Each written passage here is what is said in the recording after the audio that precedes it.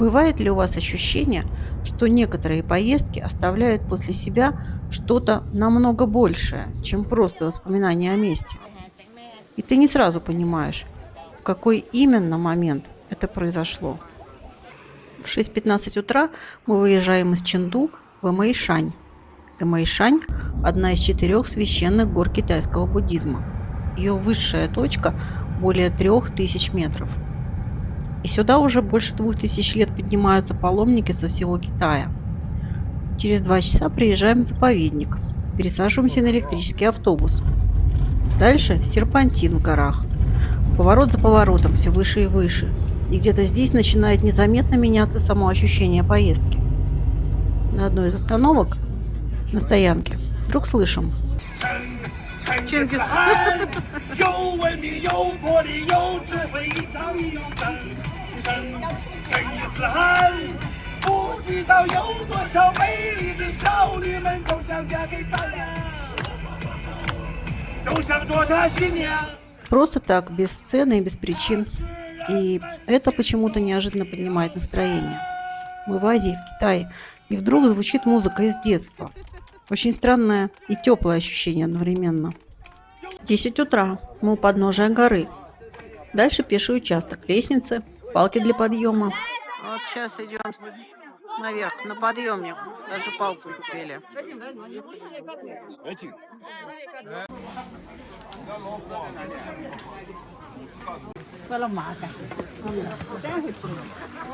Можно и вот так забираться на гору.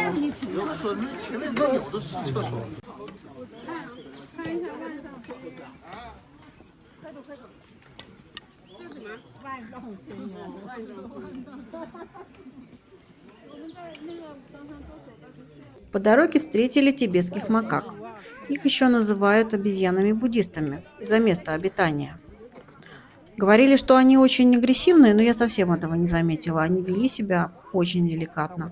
Яна на кучу китайцев. Кто еще кого что снимает. Кругом телефоны. Вон он пошел.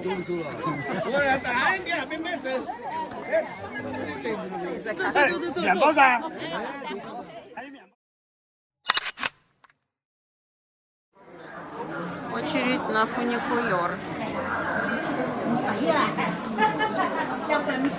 Сегодня мало народу. Да, так что приезжайте пораньше.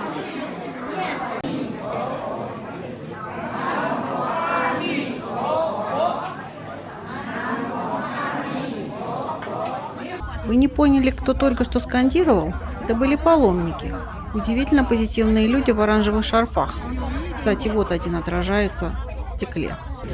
Вот так высоко мы забрались. 3000 метров. Вверху идет дождик. Я сама одела дождевичок. Ну, идем дальше.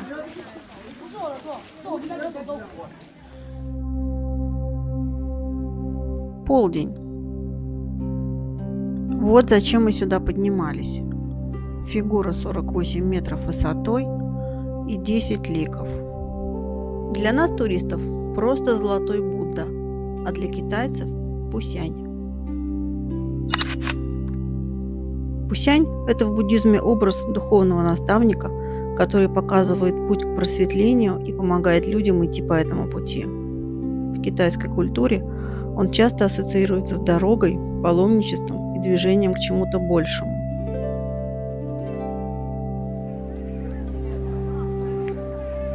Сегодня будний день. Представляю, что здесь на выходных делается. Так, ну еще 2 пролета до Будды.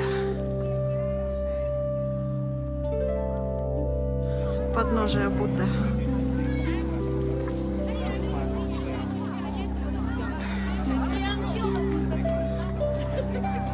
Горы как на китайских акварелях. Полудымки.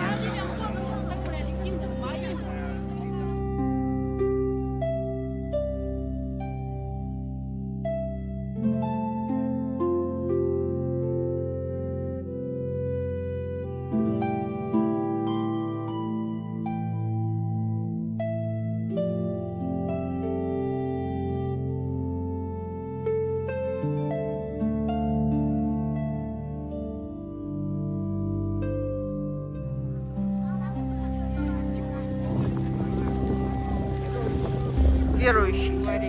Молодой верующий.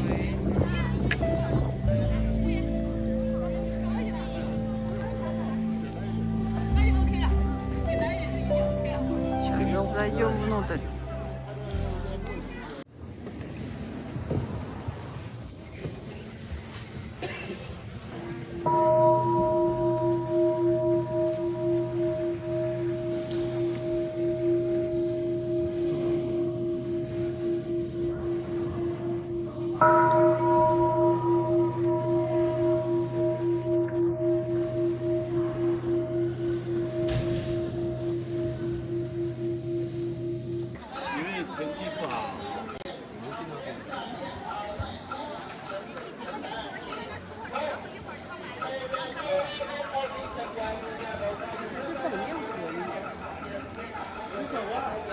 Вот они, паломники. Для многих это паломничество – способ пройти путь наверх, как часть внутренней практики с молитвами, пением и остановками в храмах. Вот почему они пели на подъемнике. И поэтому атмосфера здесь совсем другая. Даже среди людей и шума чувствуется что-то собранное и торжественное.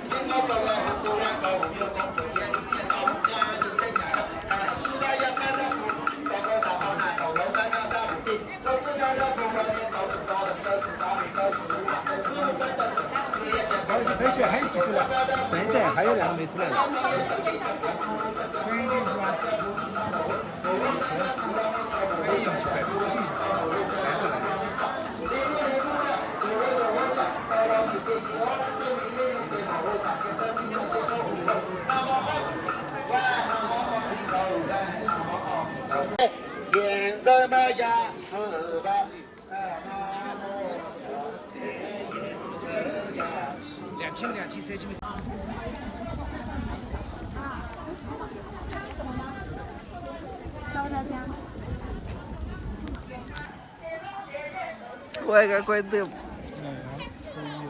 Молитва.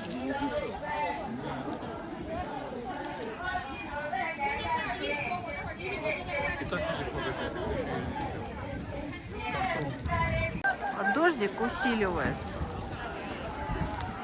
Вот еще один какой-то храмовый комплекс. И вот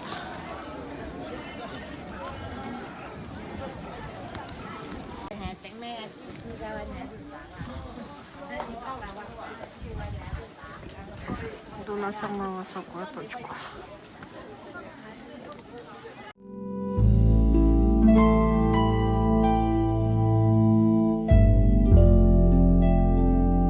В какой-то момент ловишь себя на мысли, что сюда поднимаются совсем не ради видов.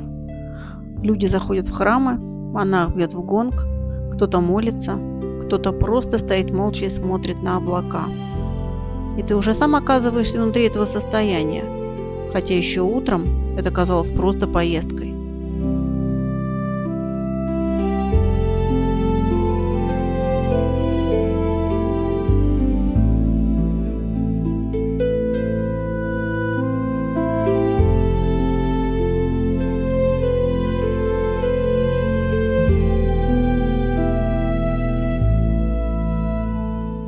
Знаете, удивительная вещь. Даже будучи человеком из другой культуры и религии, ты все равно проникаешься этой атмосферой. Это где-то глубоко, на подкорках. Ты даже не понимаешь, как это происходит. Но оно работает.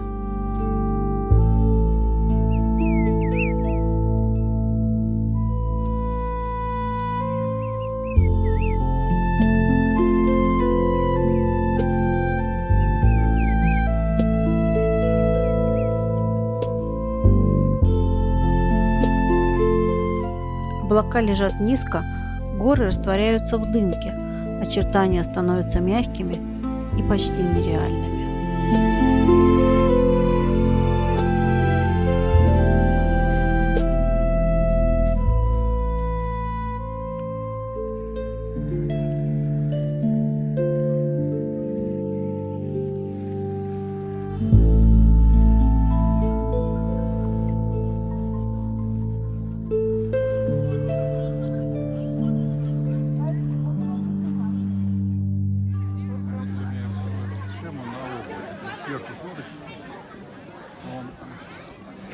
облака ниже, и как будто Когда среди облаков, а сейчас видишь, сейчас погода такая.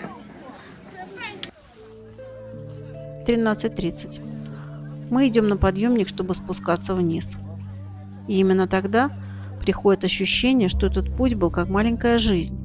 За несколько часов вокруг все успело поменяться.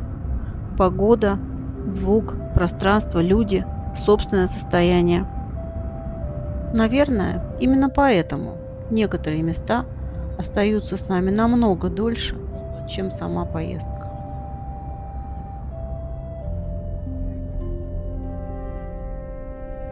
Если вам понравился этот ролик, поставьте лайк и подпишитесь на канал. До новых встреч!